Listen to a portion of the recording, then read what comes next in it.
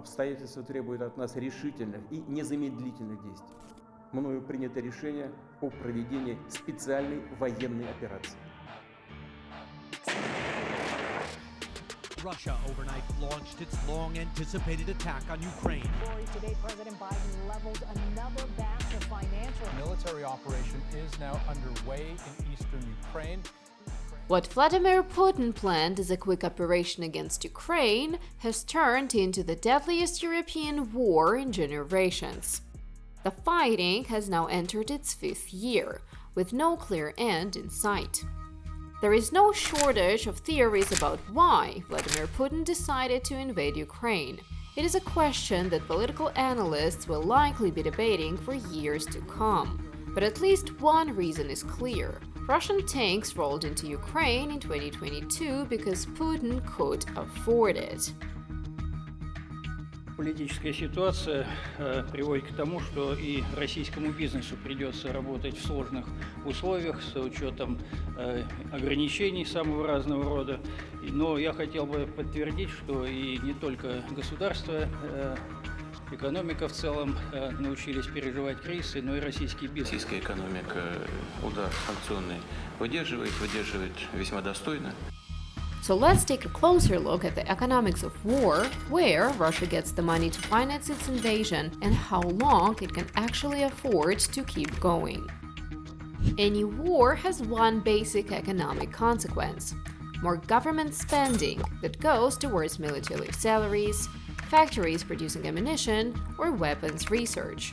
All this spending may deliver the short-term economic boost as factories expand and jobs are created. But military spending doesn't generate lasting value. For example, a laptop can be used to write software that other people buy, growing the economy. A tank that destroys a target or gets destroyed itself adds nothing. So you have more money chasing the same number of goods that people can buy, which means prices rise. Eventually, the state starts taking resources from the civilian economy. Private clinics become military hospitals, car factories make tanks, accountants get drafted.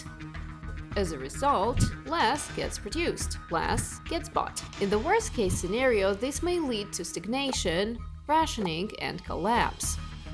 One major study found that armed conflict causes real GDP to fall by 13% on average, with no recovery even after a decade.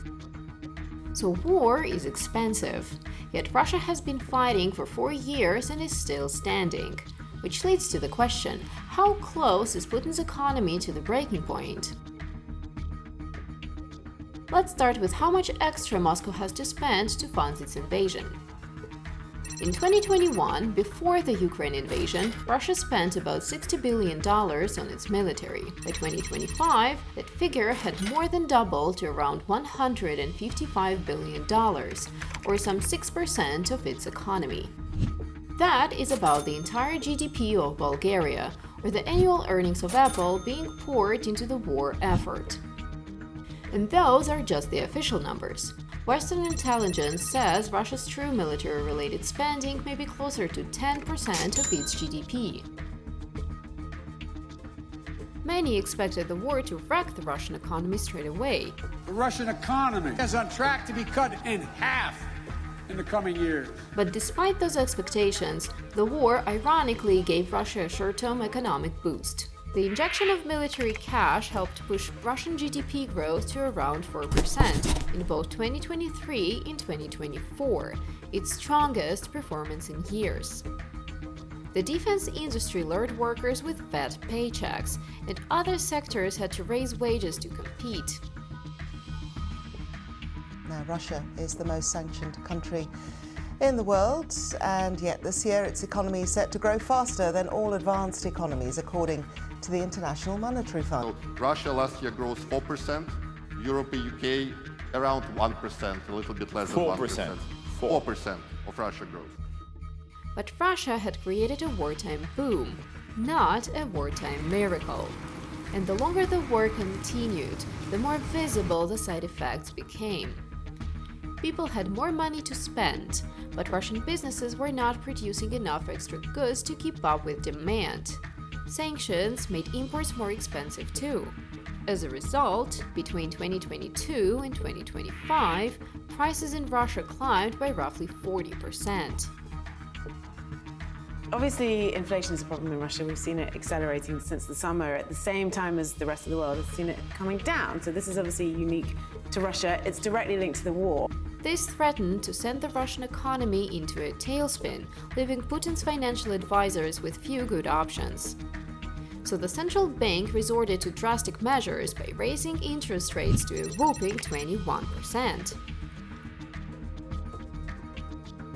Сегодня мы приняли решение повысить ключевую ставку до 21% годовых. Чтобы сдержать ускорившийся рост цен, нам потребуется значительно большая жесткость денежно-кредитной политики в следующем году. В дальнейшем жесткая денежно-кредитная политика должна обеспечить устойчивый процесс дезинфляции и возвращение темпов роста цен к 4%. Higher rates made loans more expensive and saving more rewarding. Consumers got a better deal leaving their money in the bank than splurging on a new TV.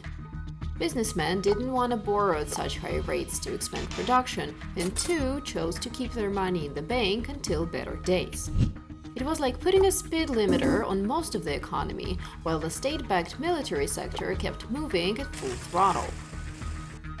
Each additional rate hike is costly for the real sector, especially for the civilian sector.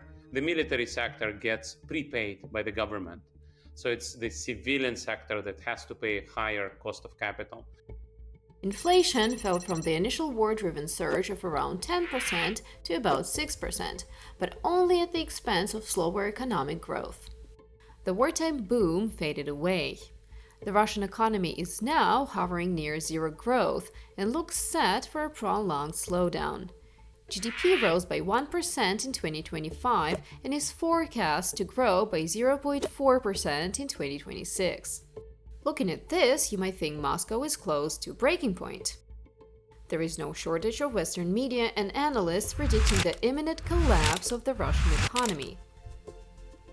War continues. Every month that it continues in the current way, we get closer to a potential tipping point of essentially hyperinflation and a collapse of the wartime economy. But there is a big difference between an economy under strain and one that's on the verge of collapse. So what do the actual figures say?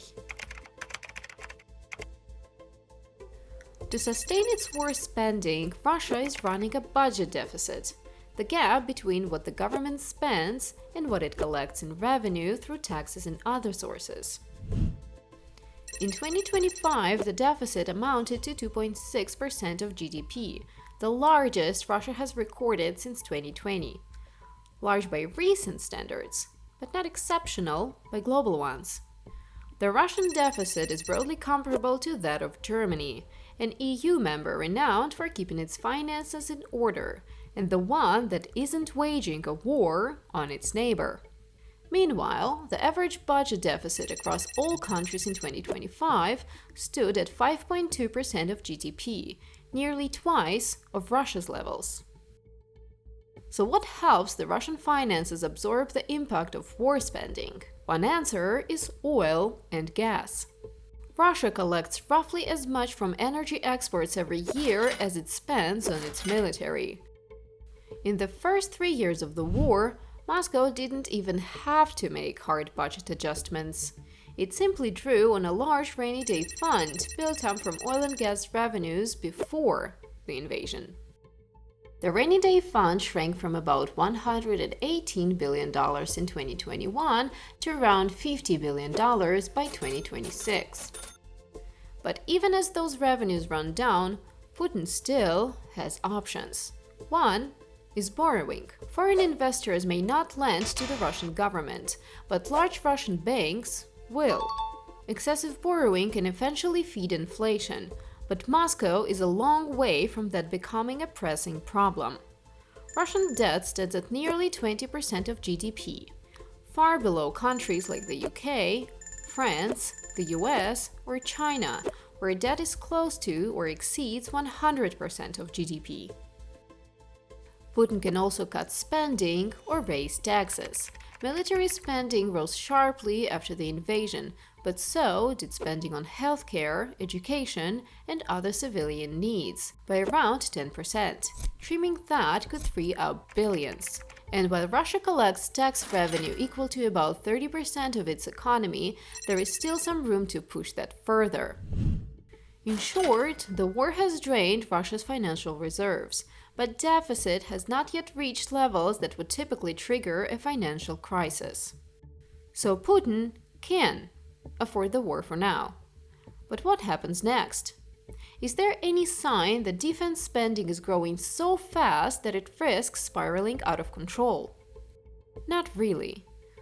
War spending rose sharply in the first 2 years of the war, roughly doubling. But since 2024, it has grown by only about a third and is expected to stay broadly flat in the coming years. Для России, то есть тот уровень военных расходов, который сейчас есть в России, это совершенно нормальный фоновый уровень, в котором все западные страны существовали в течение 40 лет холодной войны. Это не очень большой уровень, он в несколько раз меньше уровня нормальных мировых войн. The highest estimates put Russian military spending at around 10% of GDP. That's high, but not unprecedented. For example, Israel spends about 8% of GDP on defense. Saudi Arabia spent a similar share while modernizing its military in the 2000s, without a war to fight. Russian spending also remains well below other militarized economies. Ukraine, which relies heavily on Western support, spends around 40% of GDP on the military, 4 times Russia's share. The Soviet Union forked out around 24% of GDP on defense during the Cold War. It kept going for decades before that burden contributed to its collapse. Putin, for now, is nowhere near that point. So, let's go back to the original question.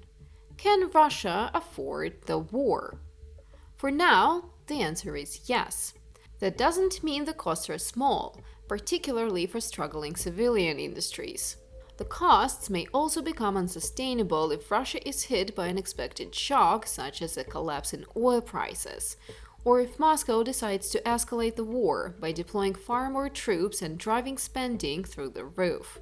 But at current spending levels and military commitment, Putin appears able to sustain this war, at least from an economic standpoint, for the foreseeable future.